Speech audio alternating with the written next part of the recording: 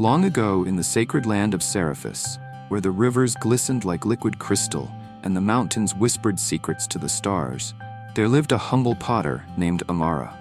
She was known throughout the valley for her artistry, shaping clay into vessels so fine they seemed kissed by the gods. Yet, despite her renown, Amara carried within her heart a yearning, a dream to create a masterpiece so magnificent it would be placed in the great temple of Lumina, a tribute to the divine spirit. This honor, however, was reserved only for the chosen few, and never before had anyone from her simple village been bestowed with such recognition. One evening, as Amara sat before her wheel, struggling to shape the clay, an unexpected visitor arrived. The man appeared as though he had stepped out of the sacred stories themselves. Draped in robes that shimmered with an iridescent glow, his eyes sparkled with wisdom. He spoke with a voice like a deep river, calm yet powerful. "Why do you labor with such heaviness in your heart, child of creation?" he asked. Amara, startled by his presence but drawn to his serene aura, confessed her dream to craft a vase worthy of the great temple, and her fear that she was not capable. The traveler smiled gently and said, "Manifestation is the art of bringing the invisible into the visible.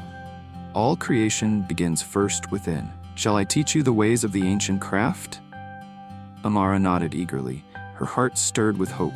The traveler gestured for her to follow him, leading her out into the moonlit night. "The first principle of manifestation," he began, "is vision.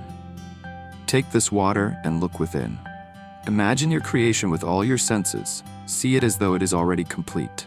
Feel the texture beneath your fingertips, hear the sound it makes when tapped, and see it shining under the light of the temple. When you can hold that image in your mind as clearly as if it were before you, you plant the seed of manifestation." Amara stared into the water, her reflection rippling with moonlight. Slowly, she closed her eyes and let her imagination take over. She saw her masterpiece, a vase so elegant that it seemed alive with divine energy. As she held the vision, she felt an unexpected warmth bloom in her chest, as though her heart recognized the possibility of what her hands could create. The traveler smiled. "Now hold this vision as if it were already yours. The universe creates first in the unseen, and your mind must nurture the seed of this reality. The second principle," the traveler continued, "is belief. This river flows unceasingly, trusting its path even when it cannot see where it leads. Just as the river does not doubt its journey, you must trust that your vision is destined to become reality. Doubt is the dam that halts the current of creation."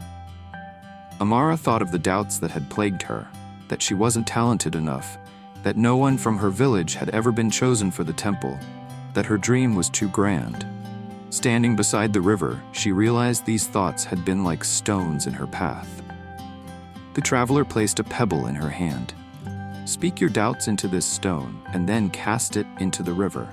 She hesitated but followed his instruction, whispering all her fears into the pebble. When she threw it into the current, she felt a lightness, as if the water had carried her burdens away. With a deep breath, she resolved to release them, trusting in the flow of her vision. "The third principle," he said, "is action. The universe responds to movement. Take your vision and your belief and translate them into the language of your hands. Work as though your masterpiece already exists and you are simply uncovering it from the clay." With this wisdom, Amara began to work. Her hands moved with a newfound confidence, shaping the clay with purpose. She no longer hesitated, for she trusted that her actions were aligning with her dream. As the days turned into weeks, she poured her heart into the vessel, each curve and design infused with her intent. The traveler reminded her, "Remember, creation is a dialogue with the divine. Your work speaks to the universe, and the universe answers through inspiration and opportunity. Do not falter, even when the way seems unclear." Now the fourth principle, the traveler whispered, is alignment. As the stars align to form constellations, your intentions must align with your values, actions, and emotions. Are you creating for love and devotion, or for pride? The universe responds not just to what you desire, but why you desire it. Amara felt the weight of this truth. She realized her dream was born not from vanity, but from a yearning to honor the divine. Her masterpiece would be an offering, a bridge between her spirit and the cosmos. With this clarity, she felt an even deeper connection to her purpose. The traveler continued, "When your desires align with the highest good, the universe conspires to assist you. Always ask yourself, does this serve not just me, but the greater whole?" When the vase was finished, it was unlike anything the village had ever seen. It shimmered as if it were made of starlight and seemed to hum with an energy that touched the soul. Word of Amara's creation spread far beyond the village, reaching the ears of the high priests of the great temple.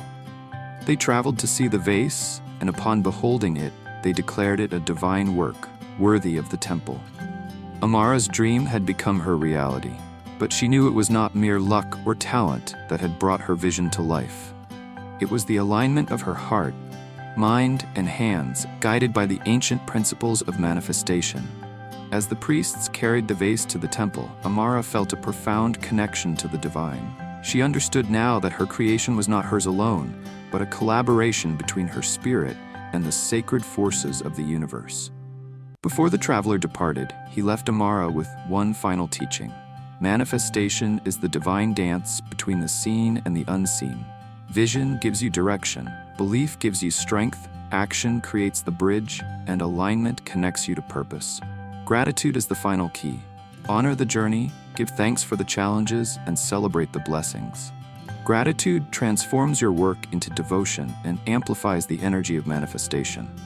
And so Amara's story reminds us all that within each of us lies the power to shape our destiny. We are the potters of our own lives, molding the clay of our dreams with intention, trust, and purposeful action. Like Amara, you too can manifest your deepest desires. Close your eyes and see your vision. Release doubt and believe in the possibility. Act with intention and align with your highest purpose.